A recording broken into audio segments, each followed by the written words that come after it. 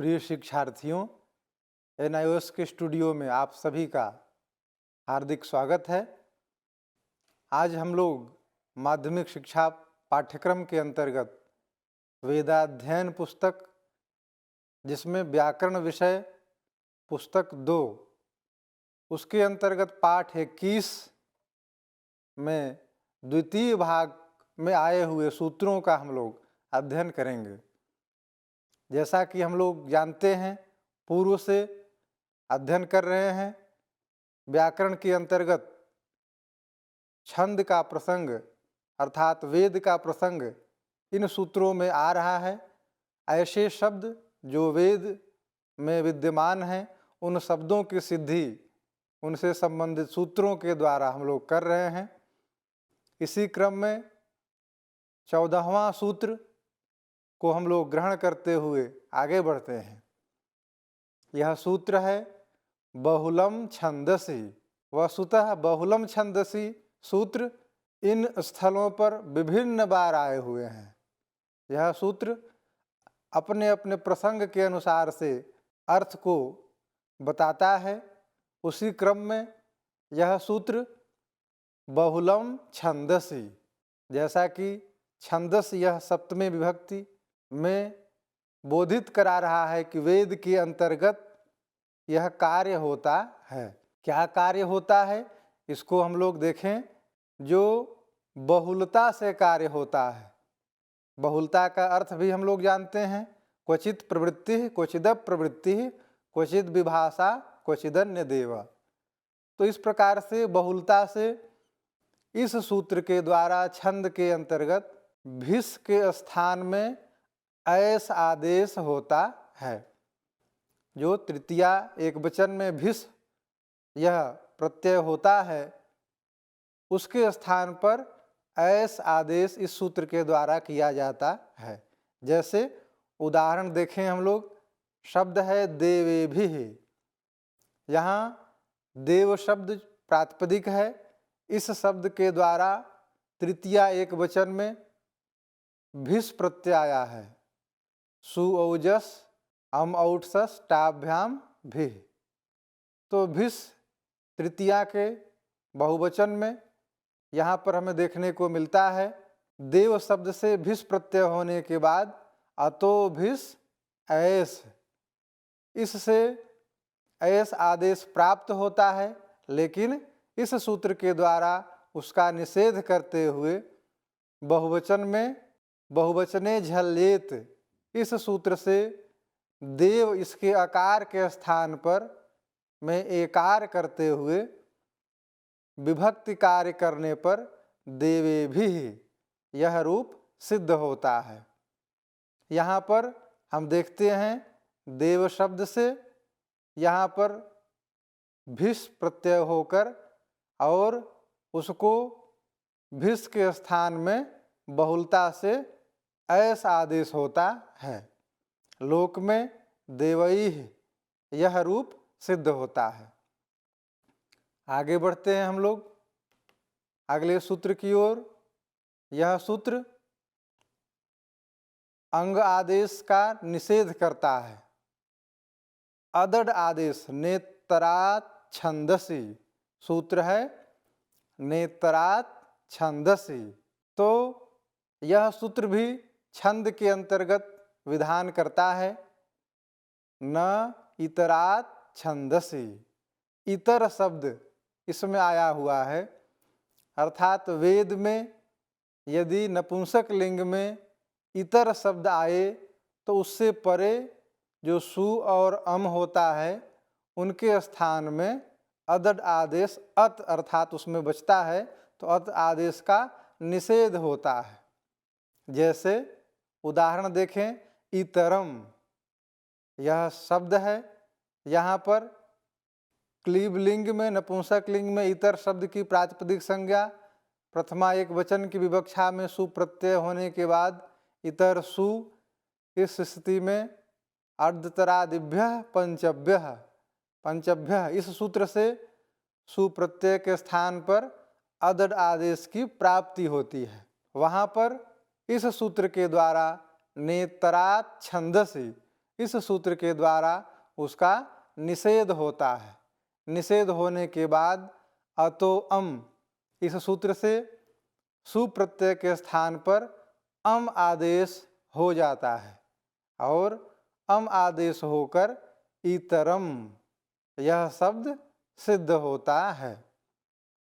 जबकि लोक में इतरत अदट प्रत्यय हो जाने से, अदड़ होने से अत बचता है, तो इतरत यह शब्द बनता है।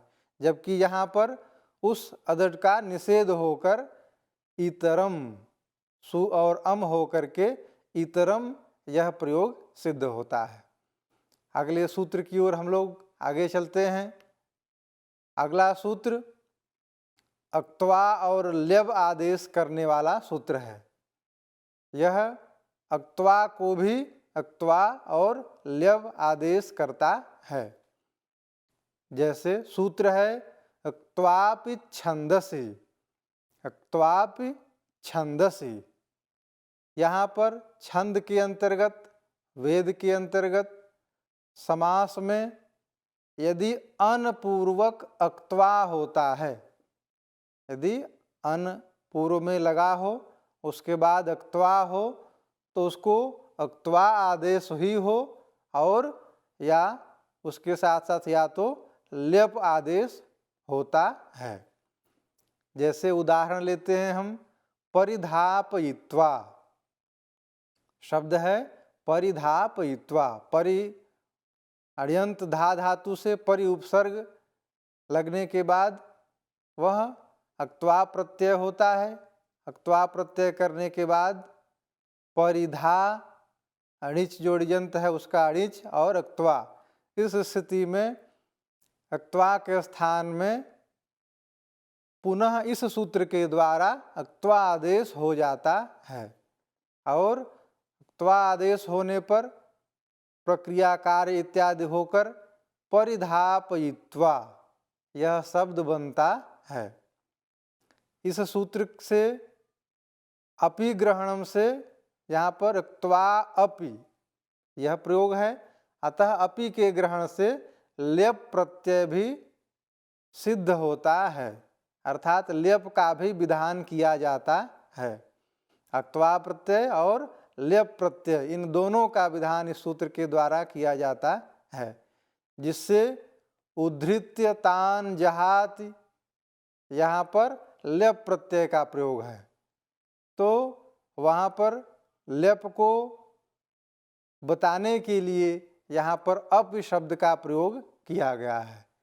तो इस प्रकार हम देखते हैं कि अक्त्वा प्रत्यय से परिधापयित्वा यह शब्द बनता है। अगले सूत्र की ओर हम लोग आगे बढ़ते हैं। यह सूत्र विभिन्न आदेशों का प्रतिपादन करता है। अलग अलग आदेश हैं, सुपाम, सुलुक, पूर्व सवर्णा, छिया डाड्याया जालह। अर्थ देखते हैं। ये विभिन्न जो प्रत्यय हैं उनका, विभिन्न जो आदेश हैं उनका यह प्रतिपादन करने के लिए यह सूत्र दिया गया है।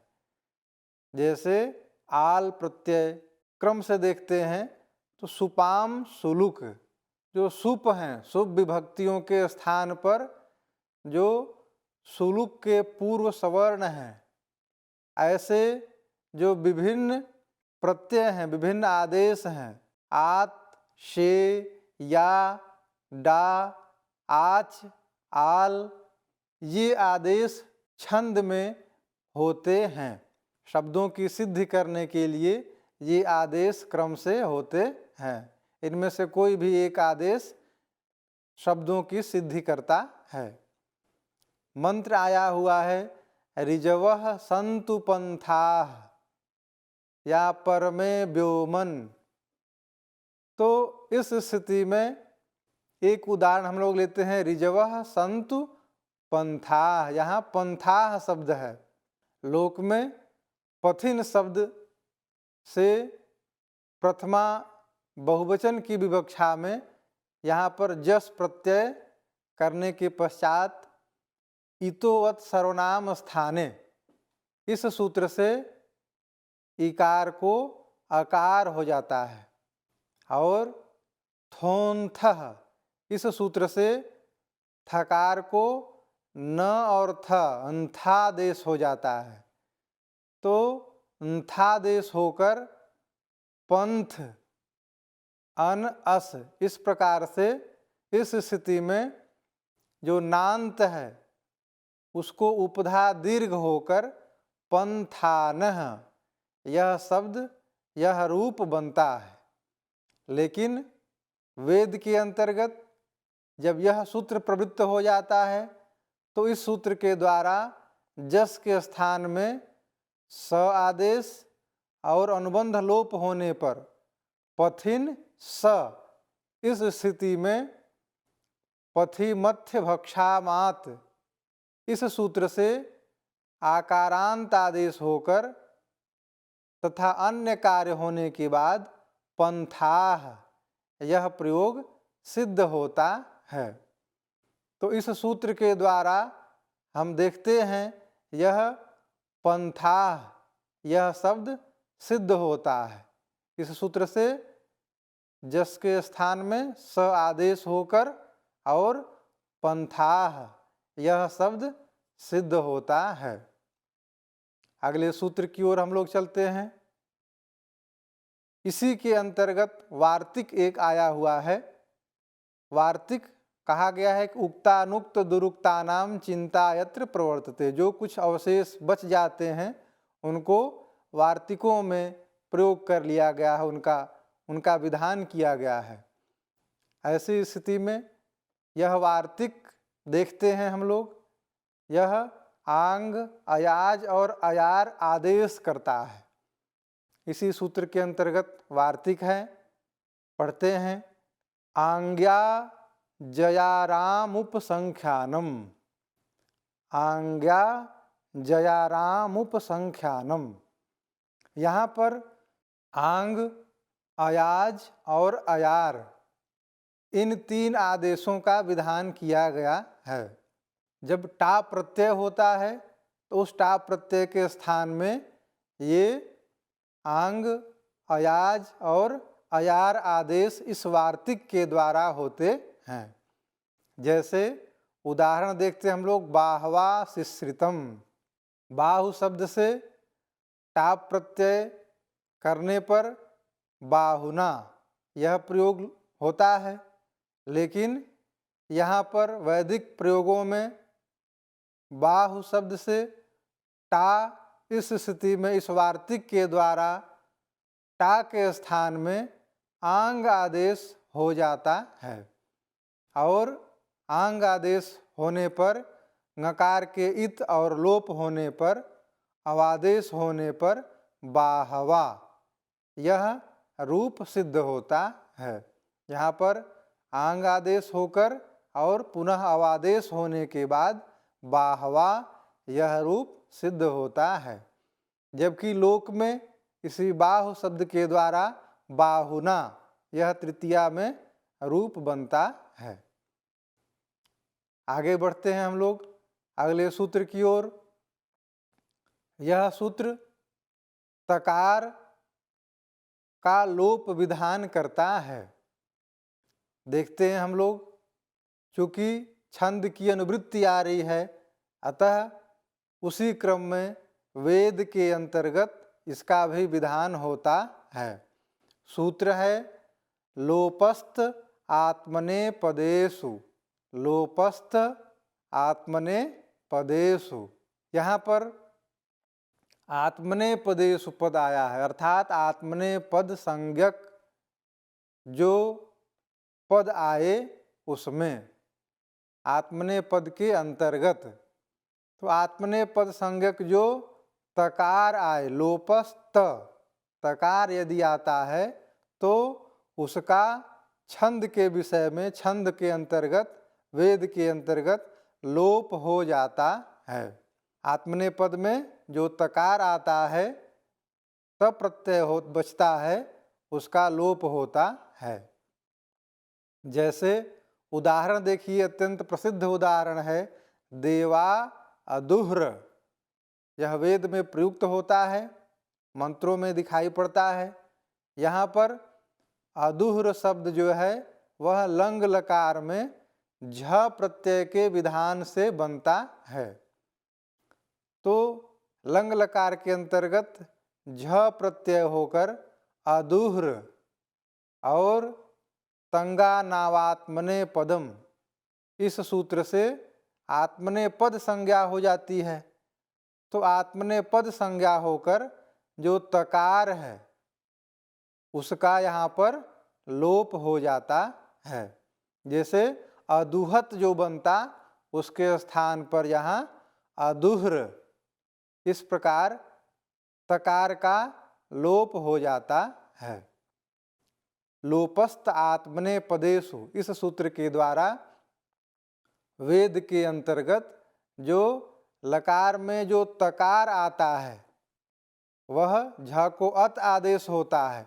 तो अत का जो तकार है उसको यह सूत्र लोप कर देता है यदि आत्मने पद संज्ञा हुई हो तो, आत्मने पद के अंतर्गत। तो इस प्रकार से अदुह्र यह प्रयोग बनता है। इसी क्रम में निपातन का भी विधान अगले सूत्र में दिखलाई पड़ता है। यह सूत्र निपातन करता है, निपात के द्वारा शब्द को सिद्ध करता है। सूत्र की ओर हम लोग चलते हैं।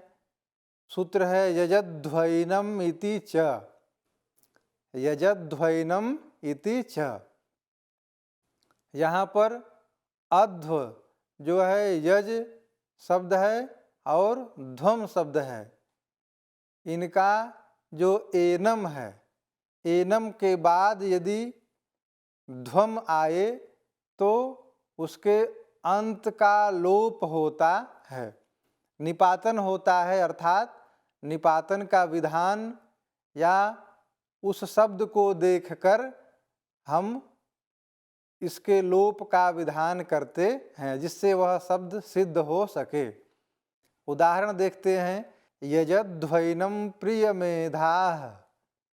यहाँ पर यजध्वैनम यह शब्द दिखाई पड़ता है, यजध्वम एनम। इस प्रयोग में यह छांदस प्रयोग है, वेद में प्रयोग है, इसलिए यजध्वम यहाँ पर इससे परे एनम यह शब्द आया हुआ है। इसलिए इस सूत्र से मकार का लोप निपातन से किया गया है। अतः निपातनात् मकार का लोप करते हुए यजध्व एनम चूँकि आगे है, इसलिए इस स्थिति में वृद्धिरेच इस सूत्र से यजध्व और एनम आकार को वृद्धि करते हुए एकार करने पर यजध्वैनम, इस प्रकार का यह रूप बनता है। अगले सूत्र की ओर हम लोग बढ़ते हैं। अगला सूत्र वेद के अंतर्गत तात आदेश का विधान करता है। सूत्र है तस्य तात, तस्य तात। यहाँ पर सूत्र में ही उल्लेख है कि तात प्रत्यय का विधान होता है, तात आदेश होता है। तो यहाँ पर पूर्व से हम लोग मध्यम पुरुष बहुवचन की अनुवृत्ति लाते हुए और अर्थ ग्रहण करते हैं कि मध्यम पुरुष बहुवचन में के स्थान में तात आदेश होता है। वेद में मंत्र आता है, गात्रम अस्या नूनम कृणुतात। तो कृणुतात यह शब्द आया है कृवि धातु से, जो कि हिंसार्थक कृवि धातु है, उससे लोट लकार के अंतर्गत मध्यम पुरुष बहुवचन में थ प्रत्यय होता है। थ प्रत्यय करने के बाद उसके स्थान में तस्थस्थमिपाम तांतंतामह, इस सूत्र के द्वारा तकार का आदेश होता है, तकार विधान होता है। तकार विधान होने के बाद क्रीव त यह स्थिति बनती है। तो इस रूप में क्रीव त अन्य कार्य होते हुए वहाँ पर कृणुतात यह रूप की सिद्धि होती है। अन्य कार्य बीच में विशदता के कारण सबको उल्लेख करना अधिक समय को ग्राह्य करता है, इसलिए जो इस सूत्र का मूल उद्देश्य है वह हम उसको प्रकट करते हैं कि यह तात करते हुए, तात आदेश करते हुए क्रियु धातु से तकार में तात करते हुए कृणुतात यह रूप की सिद्धि करता है, जबकि लोक में कृणुत यह प्रयोग बनता है। इस प्रकार आगे हम लोग चलते हैं और पुनः छंद के अंतर्गत, वेद के अंतर्गत नवीन सूत्र को ग्रहण करते हैं। अगला सूत्र है इदंतो मसि। सूत्र है इदंतो मसि। यह सूत्र इदंत जो हैं उनको मस को इक का आगम करता है, मस को इदंत बनाता है, इत अंत वाला, अतः इक का आगम कर देता है।